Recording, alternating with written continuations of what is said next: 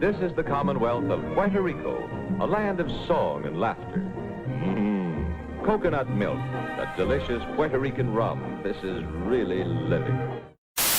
Puerto Rico is facing a $70 billion public debt amid a 10-year economic crisis. The poverty rate is a staggering 45%. And last year alone, over 80,000 people left for the mainland U.S. Puerto Rico has already shut down more than 150 schools in the last few years. Puerto Rico's debt problem has gotten so dire, the Power Authority cut off a hospital that's behind on its bill. The Electric Power Authority did at least wait until surgeries were done for the day today before pulling the plug. This is nothing short of Wall Street abuse and tactical steps towards extermination. Hello everyone, and welcome to the 4th episode of this Energy of Empire series. Today we'll be moving west of Cuba to look at the US invasion and occupation of the islands of Puerto Rico. After 120 years of this occupation, how have the 3.5 million residents of this tropical paradise ended up on the hook for $72 billion? To understand, we'll have to go back to 1898. Do not make peace until we get Puerto Rico. That's what Theodore Roosevelt wrote to his partner in imperial crime, Senator Henry Cabot Lodge, as Roosevelt was preparing to personally invade Cuba. Puerto Rico is not forgotten, and we mean to have it, Lodge replied. And have it they did. After occupying Cuba and destroying the Spanish Navy, a force of 16,000 American soldiers landed on July 25, 1898. The United States took formal possession of the islands during the peace negotiations with Spain later that summer. Unlike Cuba, Puerto Rico had no congressional protection from annexation and therefore could become a territory of the United States. Belonging to, but not a part of, is how it was described. Spain had already granted Puerto Rico a charter of autonomy the previous year, so the justification for invading Cuba, aiding a war of independence against brutal occupiers, did not apply. The US invasion came just 8 days after the first elected government began to function. In other words, Puerto Rico has enjoyed exactly 8 days of independence in the past 500 years. The motivations for this conquest were commercial, imperial, and geostrategic.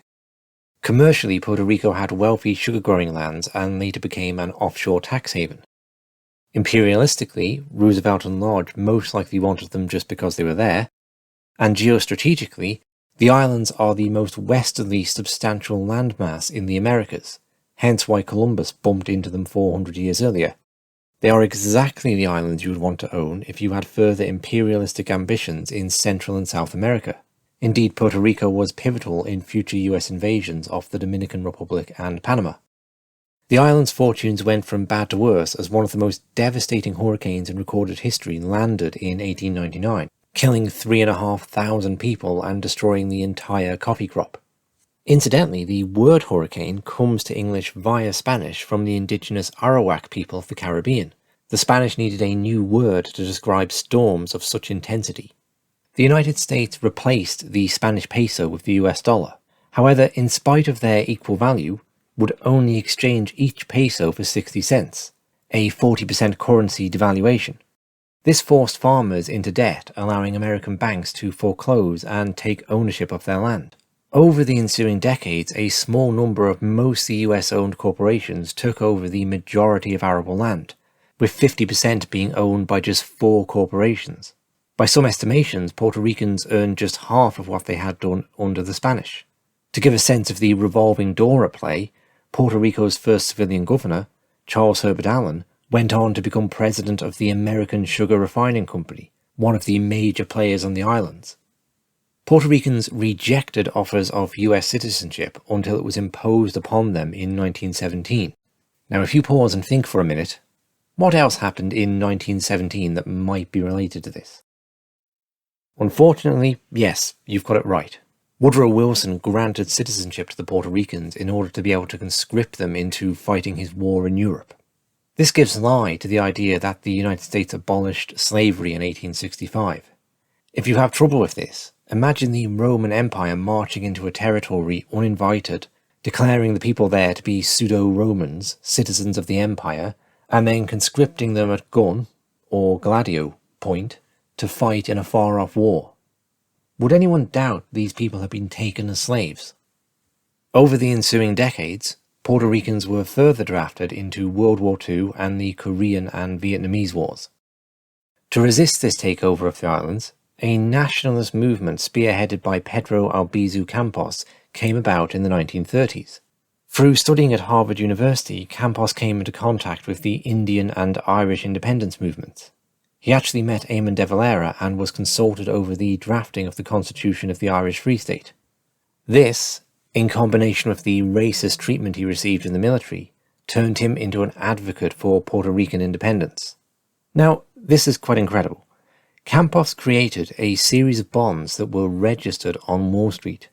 These bonds were an investment in the Republic of Puerto Rico, redeemable from the island's treasury on the day it became independent. In 1933, Campos led a strike against the railway and power companies in protest of monopolistic practices.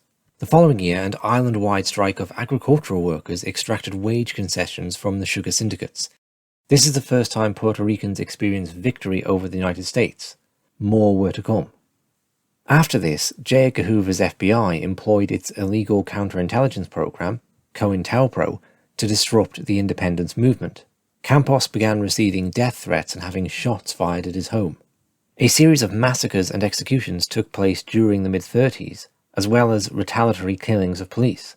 This led US Congressman Vito Marcantonio to denounce the American governor, Blanton Winship, saying, "In his 5 years as governor of Puerto Rico, Mr. Blanton Winship destroyed the last vestige of civil rights. Patriots were framed in the very executive mansion and railroaded to prison. Men, women and children were massacred in the streets of the island simply because they dared to express their opinion or attempted to meet in free assemblage." In 1936, a federal grand jury submitted an indictment against Albizu Campos and 8 other men. They were charged with sedition and other violations of federal law prescribing subversive activities and accused of attempting to overthrow the government of the United States. They were actually acquitted at trial, but the judge did not approve and ordered a retrial where convictions were obtained through a stacked jury. Campos would end up spending 25 of his remaining 29 years behind bars and seems to have been tortured in human radiation experiments. He commented on his arrest that, "The Americans knew what they were doing. They needed me off the island right away. 6 more months in 1936 and we'd have gotten our independence." In 1948, the Puerto Rican Senate passed a gag law. This was actually timed to coincide with one of Campos's releases from prison. The law made it illegal to own a Puerto Rican flag.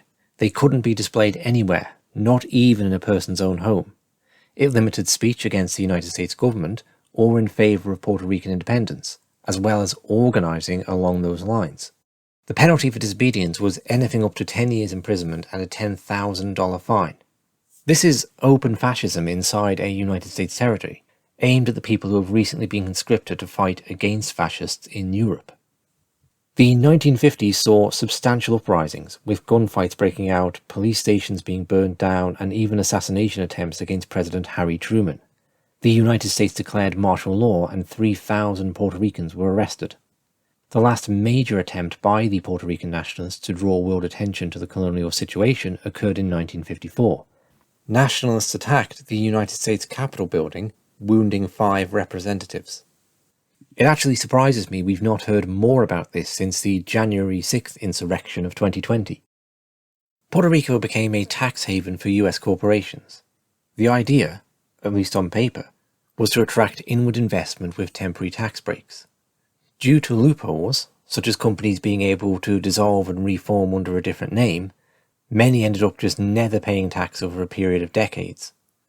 This transition away from a sugar-based economy meant that less Puerto Ricans were needed, and a sterilization program was pushed that at its peak saw 1/3 of the women of childbearing age sterilized. A smaller percentage of men were too. This campaign ran on into the 1970s, and while some women might have chosen it as a form of contraception after already having children, it is also clear that it was carried out in a deceptive and coercive manner. And so we arrive in the present day, where Puerto Rico's poverty rate is double that of the poorest US state, and it is unable to pay for its public services. The small island of Vieques was used as a target range by the US Air Force from the 1940s onwards. Over £1 trillion of explosives were dropped, with the chemicals they released being the most likely reason why Vieques has a 30% higher cancer rate than the rest of Puerto Rico. A separatist group in the 1980s actually managed to destroy 11 US fighter planes, causing $40 million of damage. This is one area where the Puerto Rican people did win a victory over their imperial occupiers, however. Anger was focused by the accidental killing of a local security guard during an Air Force exercise, and the people led a campaign that forced bombing to stop. To explain this, I'll hand over to Robert Rabin of the Committee for the Rescue and Development of Vieques, as he tells the story so much better than I could. That death shook everybody into action like no other event had ever done, in Vieques and throughout Puerto Rico. Almost immediately, we occupied the Navy's bombing range, literally. Over a couple of months, thousands of people were in there. 15 encampments, rung the eastern end of Vieques. The Navy couldn't bomb. For a year, we controlled that space. Finally, in May 4, 2000, the Navy came in, arrested about 250 of us, and took back their bombing range and started bombing again. And then we began the second phase of civil disobedience to stop the bombing. And in that phase, over 1,500 people were arrested. We had brought in a lot of, high-profile people. Bobby Kennedy Jr. was arrested with us. Reverend Al Sharpton was arrested with us. Jesse Jackson, wife Jacqueline. Edward James Olmos, the actor, was arrested with us. Several Congress people. Lots of ministers, priests, pastors arrested with us. The bishops of every church in Puerto Rico, every single one, created the Ecumenical Council for Peace on Vieques. Union groups, student groups, women's group, environmental group, cultural groups, singers, songwriters, theater people, everybody got together. And then, the Puerto Rican diaspora, right? Millions of Puerto Ricans in New York. So, Tito Kayak, a guy from Puerto Rico, got up on the Statue of Liberty, got out onto the crown, hung a big flag that said, "Stop bombing Vieques." He spent a year in prison for that. Other people jumped into Yankee Stadium in the middle of a game with flags, "Stop the bombing." So it was a big to-do, and we finally, got this to be the biggest political issue for Puerto Rican and Latino voters in the U.S. The politicians wanted their votes because it's more money for them and their families, and more stuff they can steal, and more power for them. So they eventually were forced to do the right thing so that they could have more money and more power and better mansions and stuff for their kids and grandchildren. and it worked, and it worked. And so without firing a single shot, this small community defeated the most powerful military force in the history of humanity, because people were willing to sacrifice.